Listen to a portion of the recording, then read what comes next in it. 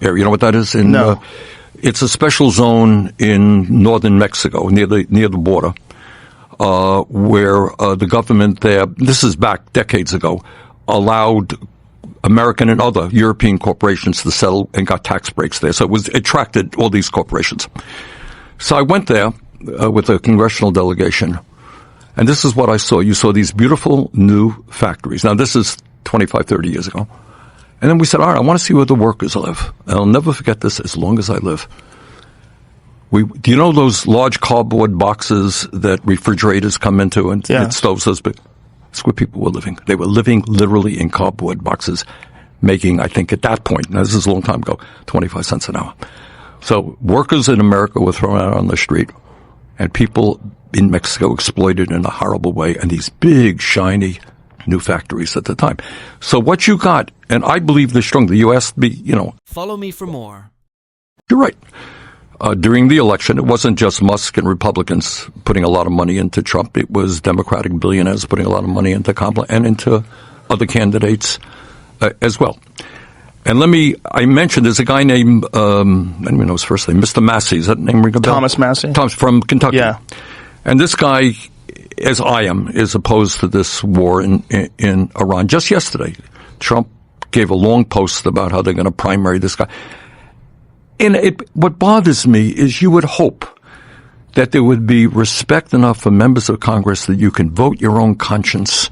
You could, represent your constituency. Every district is different in America. But right now, anybody stands up and say, well, I disagree with President Trump. Bam, you are finished. We're going to primary you. We got all kinds of money. You're out of there. That happened to Massey yesterday. But let me go back to the Democrats. Follow me for more. So, we deal with medical people all the time. Uh-huh. Wasn't me personally. No. That I may need also, but no, I was talking in a more general sense. Look, what are the most important years of human development? You're a human being. What are the most important years? You're a child. That's right. Yeah. 0 to 4. How's our child care system doing? Yeah, not so good. It's a disaster. So you got a rational society says, okay, the kids are the future of America, right? You talked about the sense of being a community. All right. So if I love this country and I want this country to do well into the future, I have to worry about the children, correct? Right. Okay. Absolutely. Right now, for economic reasons, when I was a kid, by the way, and there's not to shock some of your younger listeners here, there was one worker in a family could actually bring home the bacon and pay the bills. Follow me for more. I know. What would you have done first day in office? Well, it's not just the first thing. I would have dealt with this campaign finance reform issue, and there are ways that you can get around that Supreme Court decision. How do you do that?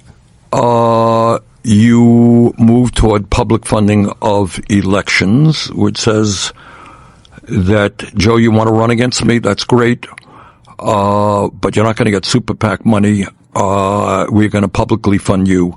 You get 1,500 signatures that says you're a serious candidate, you'll get a certain amount of money to run for office. So funded by the government. Yes, absolutely. So someone running for president funded by the current president.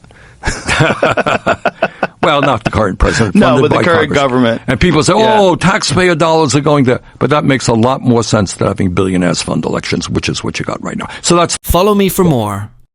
Were you a fan of Bernie Sanders? I point to a photo of you getting arrested at a civil rights protest in, I think it was 63?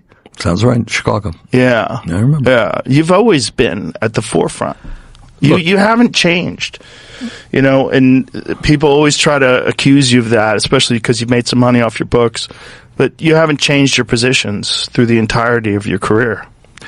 Yeah, I think that's very admirable, because there's not a lot of people that serve in Congress for as long as you have and become, a very prominent public figure that don't just cash in. No. When you have people that are public servants that are making $170,000 a year, and yet they're worth hundreds of millions of dollars through some magical way that no one can explain, and you haven't done that. And I think you should be applauded for that. Follow me for more. In the world who knows how to use a microphone, his name is Donald Trump. and Donald Trump get up. You saw that program on CBS the other day? It was crap. It was wrong. And let me tell you why Right. it was wrong. But then they do it again and again and again. Then you take them but on, The, and the you keep- problem is, the more people do stuff like that, if you don't have any consequences to what you're doing, you're going to continue that path. And the most people only see that. They're not, like, if you're a left-wing leaning media organization and you print something that's factually incorrect, or you say something on television that's factually incorrect, your viewers who are left-leaning are most likely not going to see Trump's rebuttal in some speech that he does in the middle of Pennsylvania. Right, but that's another problem, and that is, our media is becoming very divided. Exactly. Okay, but all I would say is, Follow me for more.